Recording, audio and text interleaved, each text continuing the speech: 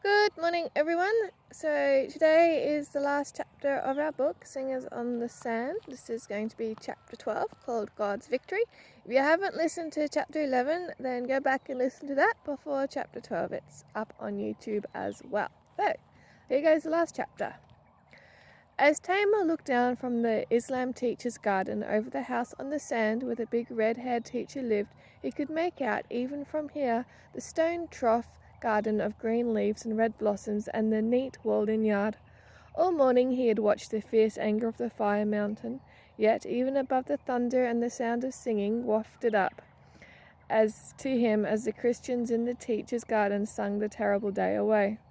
Something drew him toward the house on the sand, but he resisted. A couple of days before, he had been sure that he would follow the God of heaven. Now his mind was filled with doubt, and his heart ached with sadness. The sun had passed mid-heaven now, but there was no slackening of the volcano's fury. Something terrible threatened. Sweat stood out on Tamar's body, yet he shivered with cold. He could not get Satu out of his mind. He was sure now that the boy had fallen into the wide crack at the beach of the fire mountain's base. The fire spirits cared nothing that he and the chief had risked their lives to undo the wrong. The fire spirits cared nothing that he would give his own life gladly. Could he see the chief's son well and happy as he had been the night in Guru Mullah's house? Then Tamar remembered the dream of little Marta in the white boat, and how he had got into the boat and found himself so peaceful and happy that he had wakened from joy. Then all that newborn happiness was shattered by Gola and Guru Mullah when he refused to think about it. Marta, Marta, he could still see her among those singing people down there on the sand.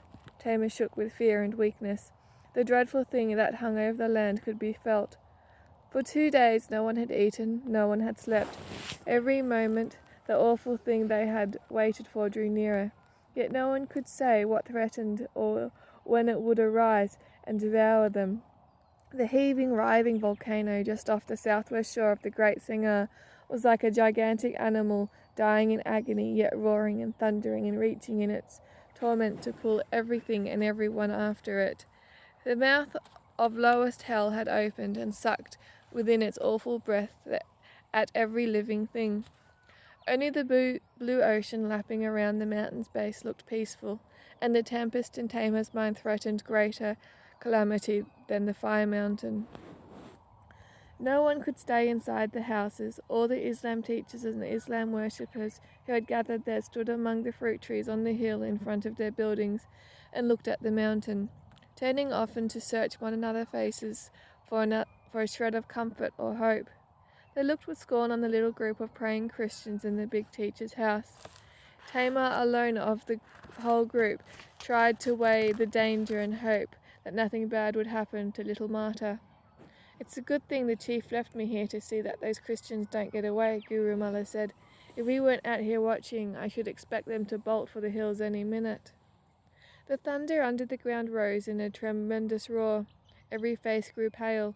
Both mouths of the volcano spewed forth a sickening blast of fiery rock. At the same instant the solid earth of the mountain sprung apart.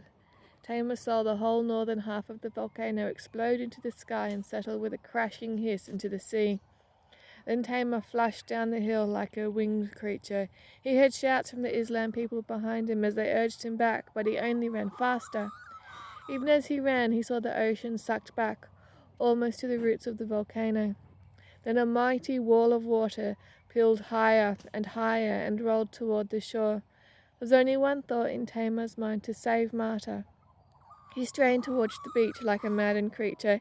He leapt to the low rock wall that shut in the teacher's garden. He saw Marta in the midst of the singing people, and the sound of the powerful song filled his ears. "Run! Run!" he gasped with his last breath. Couldn't they hear? Couldn't they understand? Oh, what madness! He grabbed Marta, clutched her to him.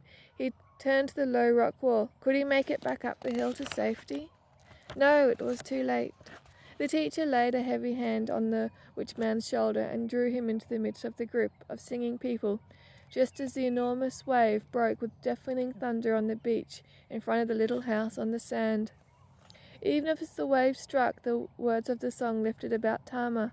A mighty mountain is our God, a wall that will not falter.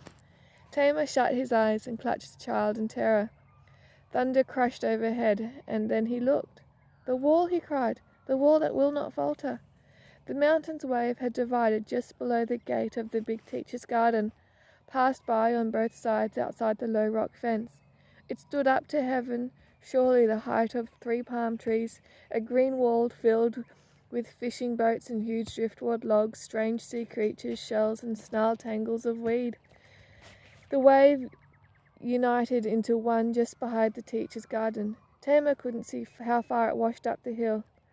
In an instant it surged back into the ocean, and when the following wave came, it reached only to the front gate of the garden.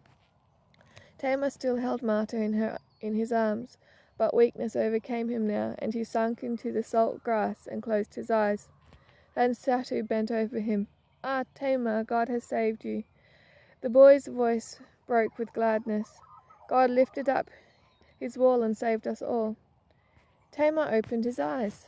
In a burst of wonder he sat up. "How come you are here? You, Satu?" He looked about him, knowing that he must have completely lost his mind. "What magic is this?"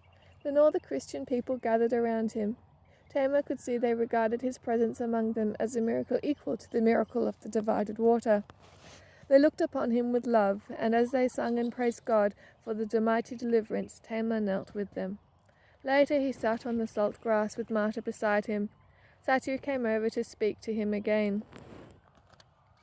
Gola and Gurumala planned to harm me, you know, but our God is a mighty mountain, just as the song says.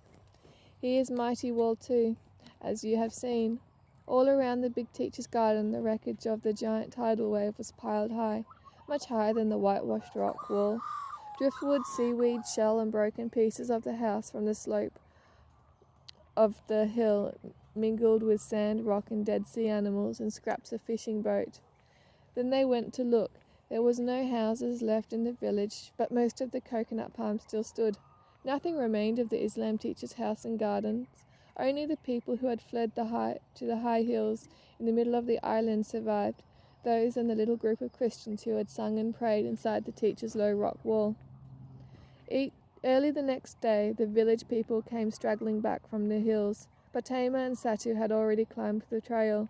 They saw the chief round the bend in the path, where he could see the destruction of the sea. He stood there like a man whose life had ended, although his body still stood upright and moved. My father, Satu ran to him, and the chief's arms went around him with a questioning wonder. My son, but my son is dead."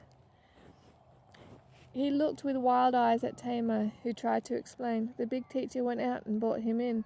That was why we didn't find him.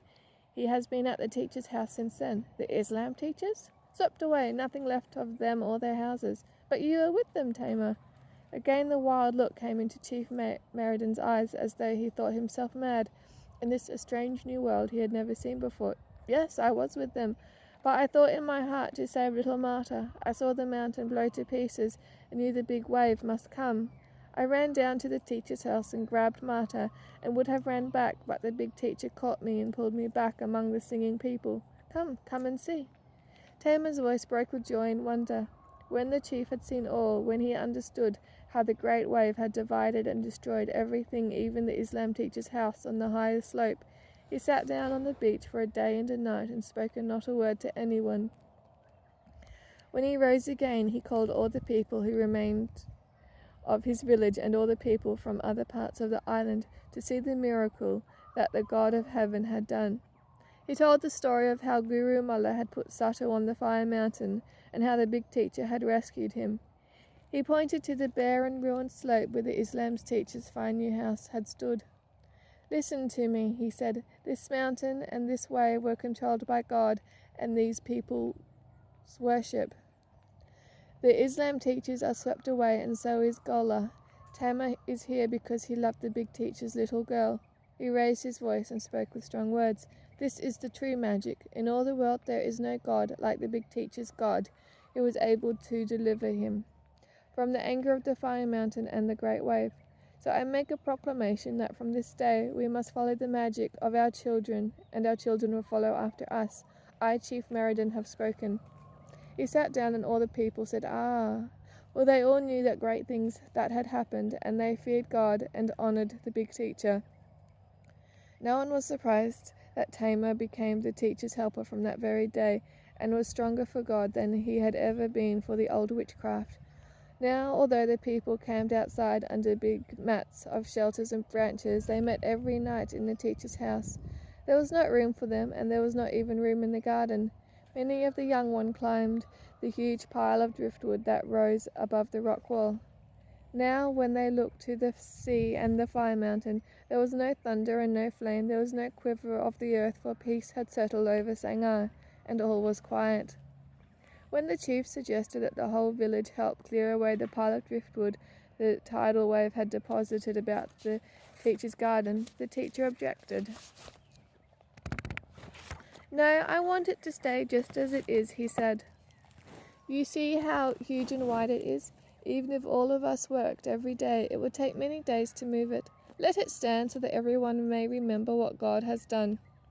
The chief talked of moving the village away from the spot where it had formerly stood, but the teacher advised them to build everything as it had been before, but with better houses and more neatness. He and Hans helped them, and everyone worked together. Before many weeks, a fine new village stood where it had been before. The village spring and the jungle spring still flowed with fresh clear water, and over the burned-out fire mountain the ocean's green water lay smooth and deep, deep as the peace that had come to Sang'ar, deep as the everlasting mercy of God. Years afterward, when Satu was chief of the village and Tamar an aged man, scientists came from Europe to see the spot where the tidal wave had divided. These men from the big cities did not believe that such a thing had really happened, but when they saw the drift that remained, they knew the story was true.